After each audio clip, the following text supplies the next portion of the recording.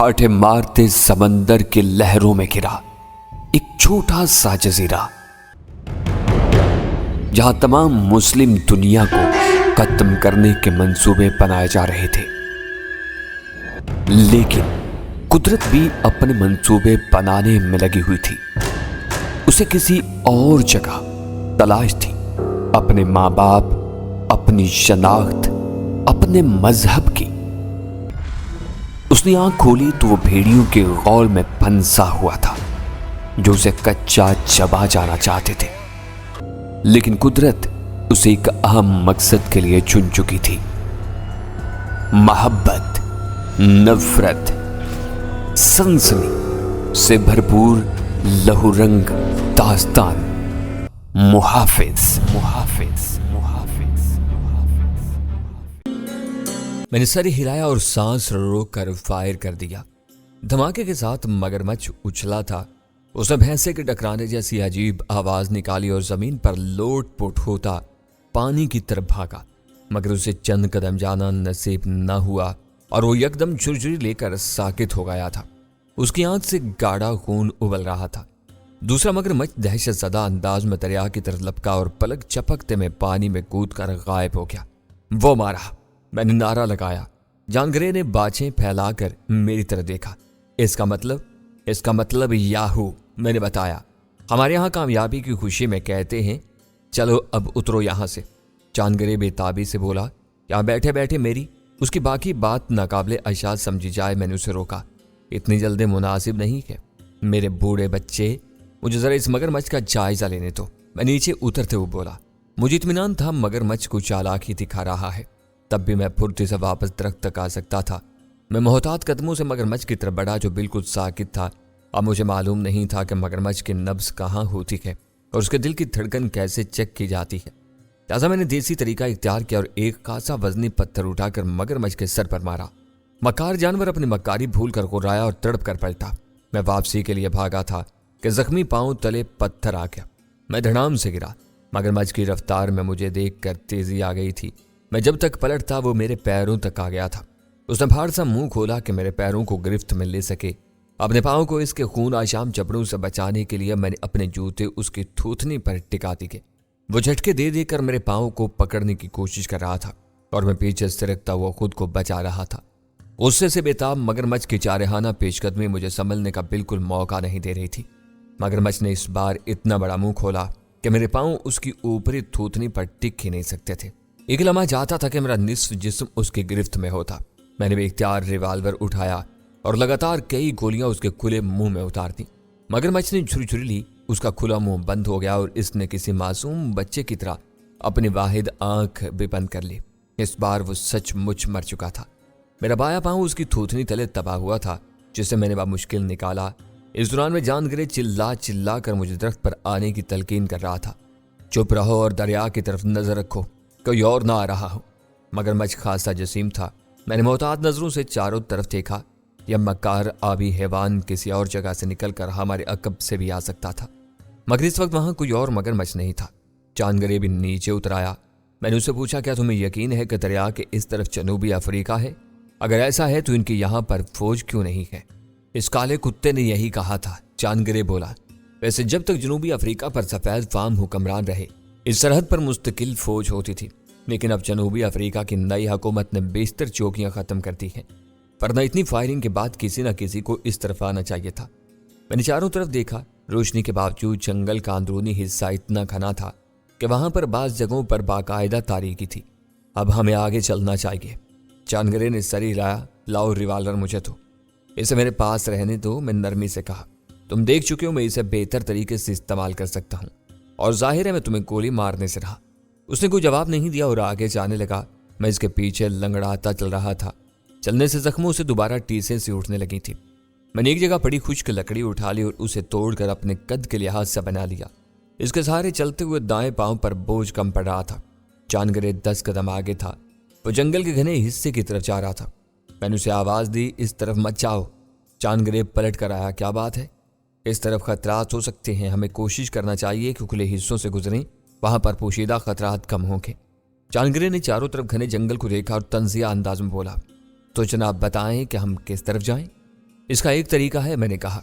Revolver अपनी belt में पंसाया, लकड़ी जान गरे को थमाई और एक बुलंद नजर आने वाले दरख्त पर चढ़ गया। ये को 20 मीटर यानी 6 मंजिलों जितना बुलंद था।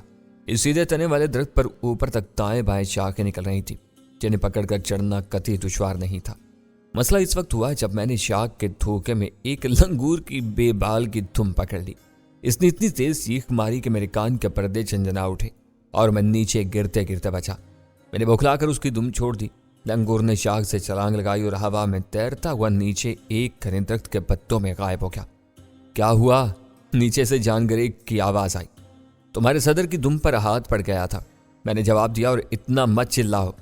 2 मिनट में मैं मजीद किसी हादसे या लंगूर से 2-4 हुए बगैर दरख्त की चोटी तक जा पहुंचा। मेरा अंदाजा दुरुस्त निकला। इस जगह से मुझे दूर तक फैला जंगल और खासे फासले पर मौजूद धुंधली पहाड़ियों के आसार नजर आ रहे थे। फिर मैंने अकब में दरिया की तरफ देखा, मगर इतनी दूरी से दरिया नजर नहीं आ रहा था। बहरहाल इसका मतलब था कि हम मगरमच्छों के खतरे को खासा पीछे छोड़ आए थे। मैंने देखा कि दाएं तरफ से जंगल किसी कदर छितरा था, जबकि बाएं जानिब और सामने पहाड़ों तक बेहद घना जंगल था। मैं नीचे उतरने लगा तो मुझे दरख्त के तने से निकली शाखों के साथ स्याह काले और अंगूर की सूरत के फल गुच्छों की सूरत में नजर आए। मैंने एक बार फल को चख कर देखा। हल्का सा कसीला जायका था, लेकिन बुरा नहीं लग रहा था। मैंने चंद गुच्छे तोड़कर नीचे फेंके और खुद भी नीचे आ गया, जहां जानगरे इन फलों का मुआयना कर रहा था। इसने मेरी तरफ देखा। ये क्या है? मेरे ख्याल में खाने के लायक हैं। चंद फल तजर्बाती तौर पर खा कर देख लो, अगर तबीयत खराब ना हुई तो फिर बाकी भी खा लेंगे। सॉरी, इन्हें तुम ही खाओ। जानगरे ने फलों के गुच्छे मेरी तरफ बढ़ा दिए। इन्हें पकड़ तो दो, मैं एक हाथ से इन्हें कैसे संभालूंगा? मुमकिन है तुम चंद घंटे बाद इन फलों को खाने पर मजबूर हो जाओ। बादल नखास्ता जानगरे ने इन्हें संभाल लिया। अब किस तरफ जाना है? दाएं तरफ। हमारी मंजिल कुछ दूर नजर आने वाली पहाड़ियां हैं। मेरा ख्याल है फौज की कोई चौकी इस इलाके में है, तो हमें वही मिलेगी। फिर चलो, जानगरे बोला, और इस बार मैं आगे था। तकरीबन निस्फ घंटे बाद हम जंगल के छिद्रे हिस्से में पहुंच चुके थे। दरअसल यहाँ पर जमीन बेहद नरम थी और इस जगह भारी और ऊंचे दरख्त जड़ नहीं पकड़ सकते थे, इसलिए यहाँ ज्यादातर छोटे दरख्त और झाड़ियां थी। जानगरे ने तशवीश से देखा, यह जगह दलदल लग रही है, कहीं बेखबरी में दलदल में ना जा उतरे। काबिल गौर बात है। ऐसा करो, तुम 10 कदम मुझसे पीछे चलो। अगर मैं किसी दलदल में उतरा तो तुम कम से कम मदद करने के लिए तो होगे। जानगरे मेरे अक्कम में 10 कदम के फासले पर आने लगा। एक बार मैंने मुड़कर देखा तो उसे फल टूंगते पाया, जिन्हें वो कुछ देर पहले खाने के लिए तैयार नहीं था। मुझे अपनी तरफ मुतवज्जा पाकर वो खिसियाने अंदाज में मुस्कुराया। 2 घंटे बाद हम फिर घने जंगल के सामने थे। मेरा अंदाजा था कि हम पहाड़ों के दामन में हैं। यहाँ पर इतने ऊंचे दरख्त थे जिनके अक्कम में पहाड़ भी झुक गए थे। मैंने मुड़कर जानगरे की तरफ देखा, जो निस्फ से ज्यादा फल खा चुका था और पेट भरे अंदाज में सुस्ती से चवाइयां ले रहा था। मैं बहुत थक गया हूँ, हम कुछ देर यहाँ आराम नहीं कर सकते? इस वक्त सुबह के 11 बज रहे थे और हम तकरीबन 6 बजे से मुसलसल हरकत में थे। इस दौरान मगरमच्छों से मार का आराई भी हुई थी, जिसमें 6 अदद मगरमच्छ मारे गए थे। मेरे ख्याल में इतने कम वक्त में इतने मगरमच्छ शायद ही किसी ने मारे होंगे। खुद मेरा मारे थकन के बुरा हाल था और जख्मी पांव की तकलीफ मुस्तकिल सूरत इख्तियार कर गई थी। 1-2 बार मैंने रास्ते में रुक कर देखा था। जख्म स्याही माइल सूरत इख्तियार कर गए थे और इनकी सूजन भी बढ़ रही थी। अगर पानी के जानवरों के काटने से वो इन्फेक्शन नहीं होता तो खुश्की के गोश्त खोर जानवरों के काटने से हो सकता है। फिर भी जख्म में इन्फेक्शन होना लाजमी था। मैंने जानगरे की बात मानते हुए सर हिलाया। सिर्फ 2 घंटे आराम करना है, क्योंकि तारीकी से पहले पहले हमें पहाड़ों के ऊपर होना चाहिए। जानगरे एक जगह लेट गया। उसने बाकी फल मेरे हवाले कर दिए थे, जिन्हें मैं एक दरख्त के गिरे हुए तने पर बैठ कर खाने लगा। फलों का जायका भूख की वजह से अच्छा लग रहा था। जानगरे ने प्याज की शिकायत की। रात खासी थी, मगर सूरज निकलते ही गर्मी पड़ने लगी थी और इस वक्त काफी गर्मी हो गई थी, मगर ये बेहाल कर देने वाली गर्मी नहीं थी। इसके बावजूद इतनी देर तक रुके बगैर मुसलसल चलने की सूरत में प्यास लगना लाजमी था। मैंने जानगरे को तसल्ली दी, फिक्र न करो, कहीं ना कहीं पानी मिलेगा। इतने हरे भरे जंगल में पानी की मौजूदगी लाजमी है। तब तक मैं प्यास से जां बहक खो जाऊंगा। जानगरे कराह कर लेट गया। एक साफ जगह देखकर मैं भी लेट गया। अब तक के सफर में हमें चंद मामूली से जानवर नजर आए थे। एक दो जगहों पर हिरन-नुमा जानवर भी दिखाई दिए थे, मगर अब तक किसी शेर, चीते या हाथी गैंडे से सामना नहीं हुआ था। लेकिन इसका मतलब ये नहीं था कि जंगल का वजूद इन जानवरों से खाली हो, बल्कि दिन में आमतौर से बड़े जानवर निकलने से कतराते हैं। दिन का बेशतर हिस्सा वो सोकर गुजारते हैं और रात को वो शिकार करने या चरने के लिए निकल पड़ते हैं। इनमें हाथी वाहिद जानवर है जो दिन में चरना ज्यादा पसंद करता है और रात को आराम करता है, मगर शायद ये हाथियों का इलाका नहीं था। ساری رات سفر، پھر دریا کا جاں غسل مار کا، اور اس کے بعد خشکی پر مگرمچھوں سے جنگ۔ آخر میں 3 گھنٹے تک مسلسل سفر۔ میرا تھکن سے برا حال تھا اور میرا دل چاہ رہا تھا کہ سو جاؤں۔ بے شک نیند کے دوران کوئی شیر یا چیتا اٹھا کر لے جائے، مگر سونے کا مطلب کسی نئی آفت میں مبتلا ہونا بھی ہو سکتا تھا۔ جنگل میں بے خبری بھی اچھی نہیں ہوتی۔ 1 گھنٹے بعد میں نے جانگری کو جھنجھوڑ کر اٹھا دیا۔ اس نے کھا جانے والی نظروں سے میری طرف دیکھا۔ کیا ہے، کیوں اٹھایا مجھے؟ اب میری باری ہے، جاگتے رہنا، سو مت جانا، پتہ چلے آنکھ کھلے تو تم جہنم میں ہو۔ میں زمین پر دراز ہو گیا تھا، اور تم شاید جنت میں، یہی خیال ہے نا تم مسلمانوں کا؟ میں نے سرد آہ بھری۔ اپنے اعمال تو ایسے نہیں ہیں، بس اسی سے امید ہے۔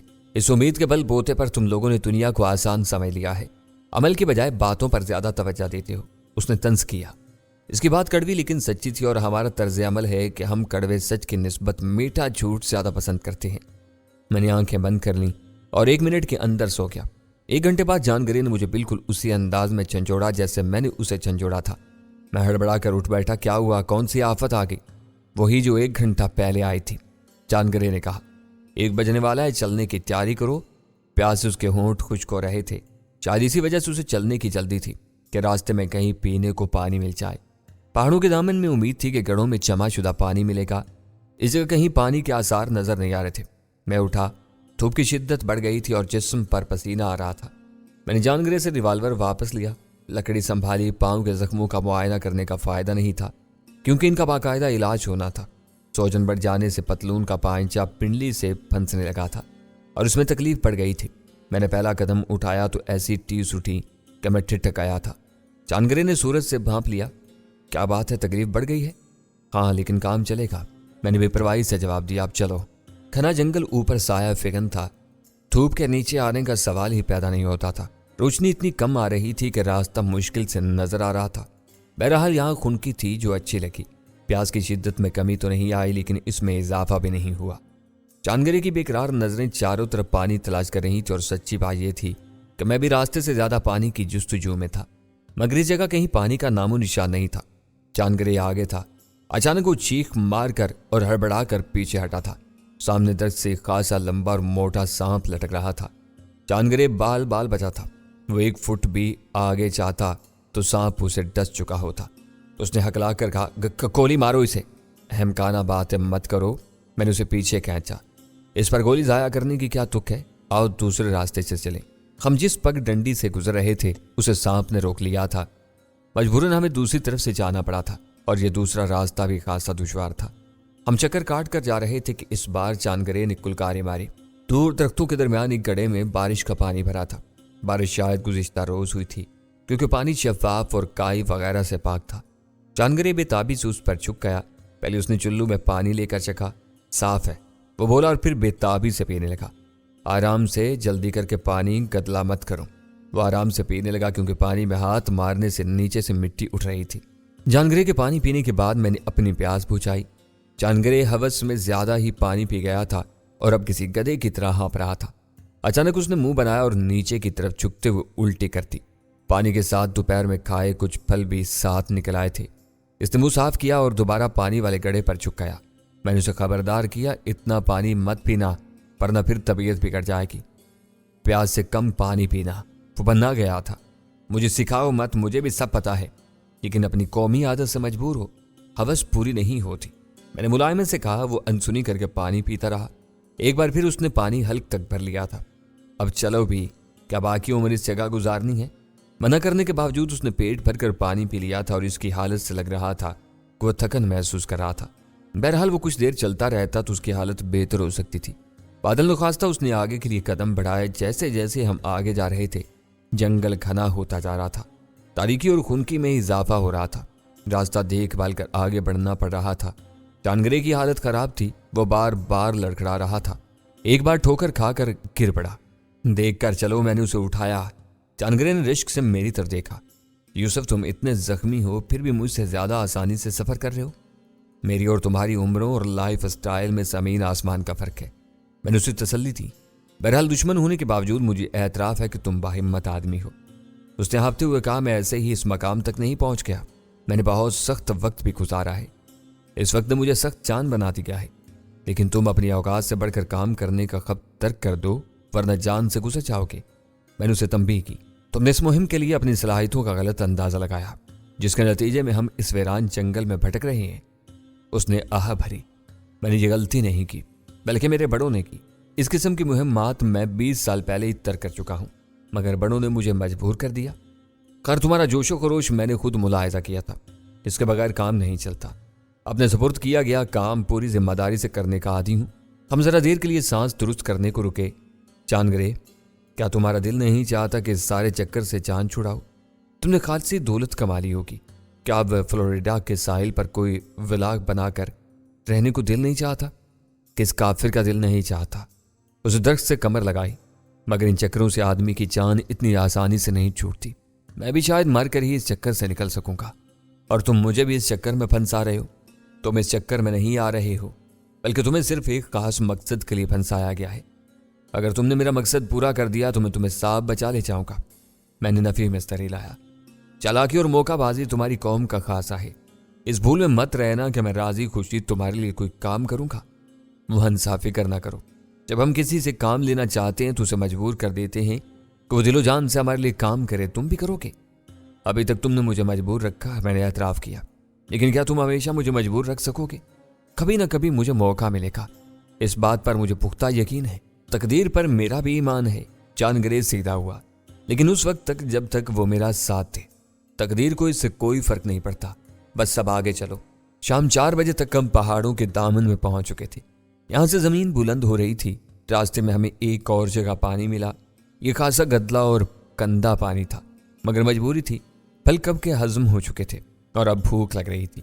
चांदगरी का ज्यादा बुरा हाल था कि उसे भूख से वास्ता कम ही पड़ा था, और मैं गुज़िश्ता चंद महीनों में 12 ऐसे हालात से गुजर चुका था जब कई वक्त खाने को नसीब नहीं हुआ। भूख इतनी तकलीफ नहीं दे रही थी जितनी के पाँव के जख्म। सोजन बढ़ जाने से पतलून का पांचा अब इस तरह फंस गया था कि इसे काटे बगैर मैं इसे ऊपर कर ही नहीं सकता था। चांदगरे कई बार कह चुका था कि मैं जख्म देख लूं। आखिरी की जगह रुककर मैंने राइफल कंधे से उतारी। संगीन से पतलून का पांचा घुटने तक काट दिया। जख्मों में इन्फेक्शन के आसार नुमाया थे, मगर ये इब्तदाई नौयत का इन्फेक्शन था। अगर मुझे तिब्बी इमदाद मिल जाती तो जख्म चंद दिन में भर जाते, मगर यहाँ दूर दूर तक किसी तिब्बी इमदाद के आसार नहीं थे। मैंने एक झाड़ी से मोटे पत्ते तोड़कर इनसे जख्म साफ किए। इनके किनारे पीप सदा हो रहे थे। इन्हें साफ करके मैंने इन्हीं पत्तों को मसल कर जख्मों पर रखकर ऊपर से पट्टियां बांधी थी। मुझे उम्मीद थी कि इस मरहम से जख्मों में मजीद खराबी नहीं आएगी। सूरज का जवाल पजीर होते ही जंगल में तेजी से अंधेरा छाने लगा। चांदगरे ने मुझे मशवरा दिया, मशलें बना लो, वरना अंधेरा होते रास्ता नजर आना बंद हो जाएगा।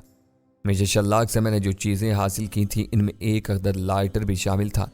चांदगरे ने 2 अदद मोटी लकड़ियां तलाश की। एक जगह चंद छोटी लकड़ियां और सूखी घास जमा करके पहले उसे आग दिखाई, और जब छोटा अलाव रोशन हो गया तो हमने इन लकड़ियों को जला लिया। हिफ्ज़े मा तकद्दुम के तौर पर चांदगरे ने चंद लकड़ियां और जमा कर ली थी ताकि जब मशल बुझने लगे तो इन्हें जला लें। अलाव बुझाकर हमने ऊपर की जानिब सफ़र शुरू किया। 5 बजे तक नीचे जंगल में अंधेरा छा चुका था। अगर मशलें ना होती तो हम तारीकी में ठोकरें खा रहे होते। अभी तक हमें कोई फौजी चौकी नहीं मिली। अक्का में आते जानगरे ने कहा, बल्कि किसी इंसान की सूरत भी नजर नहीं आई है। मैंने जवाब दिया, क्या ख्याल है हम चिल्लाकर मदद के लिए पुकारें? ऐसा करना खतरनाक हो सकता है। मैंने उसे खबरदार किया, जंगल में बिला वजह आवाज निकालनी नहीं चाहिए। जानवर भी ऐसा नहीं करते। हमें नहीं मालूम कि इस जंगल में कौन कौन से खतरात हैं। एन मुमकिन है हम किसी चौकी के पास से गुजर जाएं और हमें खबर ही ना हो। ऐसा मुश्किल है क्योंकि अभी तक हम खुरदरे जंगल से गुजर रहे हैं जहाँ इंसानी कदम नहीं पहुंचे। अगर इस मकाम पर कोई फौजी चौकी होती तो कम से कम रास्तों के निशान जरूर वाजे होते। खाने के लिए कुछ तलाश करो। चांदगरे का रहा। भूख अब मेरी बर्दाश्त से बाहर होती जा रही है।